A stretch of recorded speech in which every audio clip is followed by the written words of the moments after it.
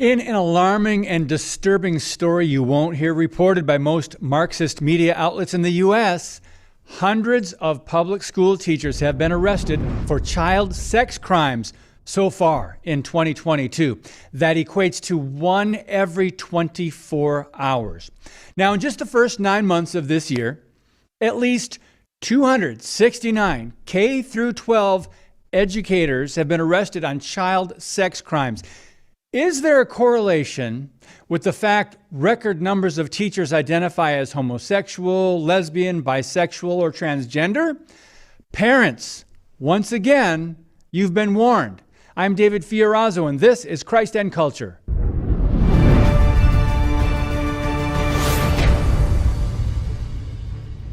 "74% of these arrests involved alleged sex crimes committed by teachers against students." Now, the charges range from grooming to raping underage children. Democrat teachers' unions have kept many of these facts under wraps while they continue demanding more funding decade after decade. The growing list of so-called educators arrested for sex crimes contains 4 principals, 2 assistant principals, 20 teachers' aides, and 226 teachers, including 17 substitute teachers. Now, at the current pace, in the time that this story was first reported a week ago, and my relaying it to you, 7 more teachers will have been arrested for child sex crimes.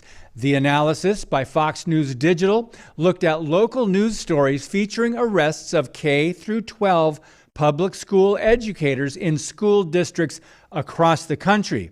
The scary thing is the fact many arrests involving teachers are not reported by the media, which means the actual number of teachers arrested is likely much higher. If this story was about the Roman Catholic Church or evangelical Christians, you know it would be front page news across the country. But leftist-controlled big tech media conglomerate will cover for one of its sacred cash cows, the Democrat Party's government-run schools.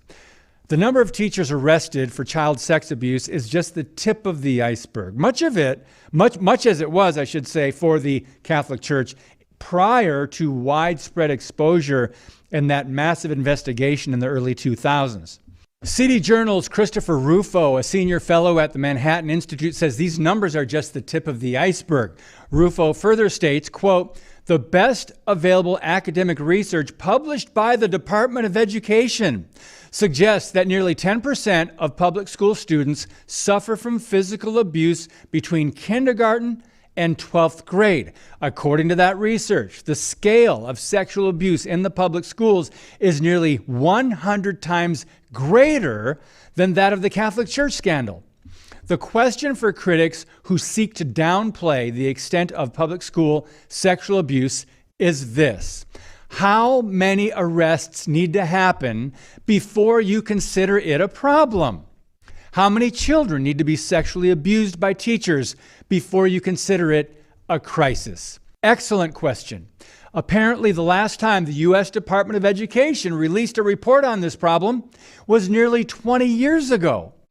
At the risk of stating the obvious, these teachers are simply acting on sexual desires and sinful impulses that have been promoted and normalized by Hollywood, social media, school books, and sexualized curriculum in the classroom. A few quick examples of school predators that have been arrested include a former Michigan principal, elementary school teacher, and coach who taught in multiple public schools and was charged with first-degree criminal sexual conduct and accused of sexually assaulting at least 15 boys during his education career spanning several decades. Next, a Texas middle school teacher was investigated earlier this year following allegations of misconduct involving a student, but they let him return to the classroom. He was charged with 2 counts of indecency with a child by sexual contact, and he was put on administrative leave months later when the district launched an investigation. One more. A Baltimore man was arrested last month, accused of impregnating a 14-year-old former student and having sexual relationships with multiple minors since 2009, including an 8-year-old student. The pervert has been charged with rape, numerous accounts of second-degree assault, and various sex offenses. Tragically, we could list more than one case for every day of the year, and yet most parents, I would say, don't have any idea about these stories and how frequently this kind of thing takes place. Now, amazingly, a report this past June was done called Study of State Policies to Prohibit Aiding and Abetting Sexual Misconduct in Schools. It analyzed state policies that allow, quote, suspected sexual abusers to quietly leave their jobs to possibly offend again in a different school district. Part of the problem is only 19 states require employers to request information from an applicant's current and former employers. Now, there are many possible solutions here. First, acknowledge the truth instead of saying, this could never happen in your town, right? Second, understand the level of depravity and deviancy within the public school system and remove your children immediately if you haven't already. Third, for parents deciding to take the risk and keep their kids in public school, you must be active and engaged every single day. Now, Chris Rufo and others suggest school districts adopt a simple policy. Ready? Pornographic and sexually explicit content must no longer be permitted in the classroom and the school library. He says it's a common sense, age-appropriate restriction, supported, by the way, by 79% of the public, according to recent surveys. But the left refuses to retreat on radical LGBTQ propaganda. Democrats in Virginia, for example, are pushing a new bill to give them power to put you in prison if you don't affirm your child's identity as non-binary, pansexual, or genderqueer. That's right. Parents could face abuse charges for not going along with the delusion and affirming their LGBTQ child. Now, a teacher friend of mine, an insider, sent me a school district email recently encouraging teachers to celebrate LGBTQ History Month in their classrooms during October. You've heard of Queer All Year, right? Well, the programming doesn't stop in June, which is Pride Month.